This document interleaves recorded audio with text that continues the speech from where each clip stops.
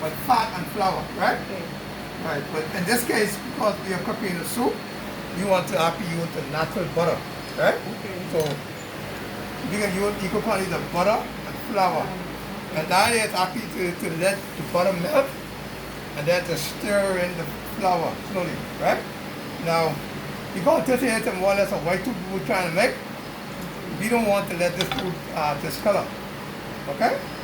Because there are three types of roux. There's the white roux, there's the blonde, and there's the brown roux. All these are for different. Stew with it. And the brown one that you mix to it, or brown gravy, etc., or brown sauce, right? The white one you tend to make like these bechamel or these cream soup, and the brown one, which is between, they're saying more making like a velouté soup, so chicken stock, fish stock. But this curry is actually velouté. That's how you make velouté, right? From chicken stock now. Belucci? Velouté, like velvet. Velouté. You have the word velvet. It's called velouté. No, the French word. Okay, so. All right, so we have our curry, we have our stock together.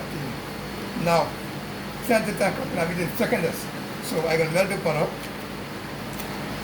I can melt the butter, then I can eat in the flour. Spell roux for me again, please. No, don't worry, that's your thing. That's it, go. Yeah. R-O-U-X. That's your profile in your thing. What is your glossary? Yeah, what is your glossary? Let's see. All right. The butter. Right? CID officer. Okay. I've melted butter. Right? Now all I do is now I can mix in the flour. Right? Now that area is, right? I don't want it to be hot and that hot, right? Two components cannot be hot when you mix it, right?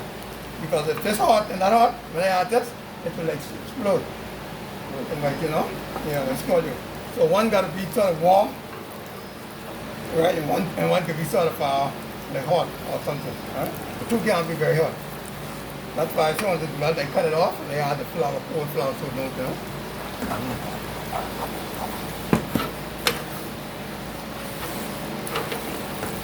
Now there are different types of thickening agent, right?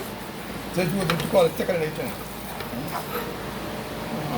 You have something that they want you to make here to go for flour and water. Let you have a wait for the pure color. Slurry? Slurry? Slurry, yeah, they call it slurry, right? I know where they get it from. They call it slurry, right? You have to go, we used to call it, we used to call it puffing. We used to call it flour pop. Flour. That Right. ain't enough yet? No, not that, because I don't want to see the grease. Right. I don't see the grease. I want to see the sort of dry. See? If I can see grease, I mean this could still be oily. Right. So I want to sort of dry. Right. Okay. So flour and water, or what they call slurry, right? Or flour pop. Then there's cornstarch. I do the cornstarch. I do with water, right? For this. Yeah. And then there's also blood. Right, there's blood that they have to use for some, what do you call it, some, Thickening agent. yeah, it's a thickening agent for like game, like multi-game bird, you use some blood, right? Then there's egg yolks, right? Egg yolks you use to thicken like sauces, like mayonnaise and onion sauce, egg yolk. Right? Then there's another one, there's also butter, right? There's also butter. All right, now you see this sort of dry, you see it's greasy, right? Right, you see, you won't see it's greasy, right? I didn't say it was greasy for little while. Yeah, no it is, okay.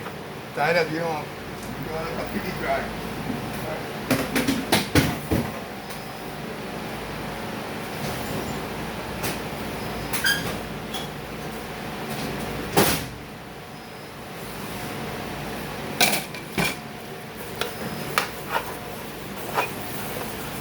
Then there's something that we call beurre Monday.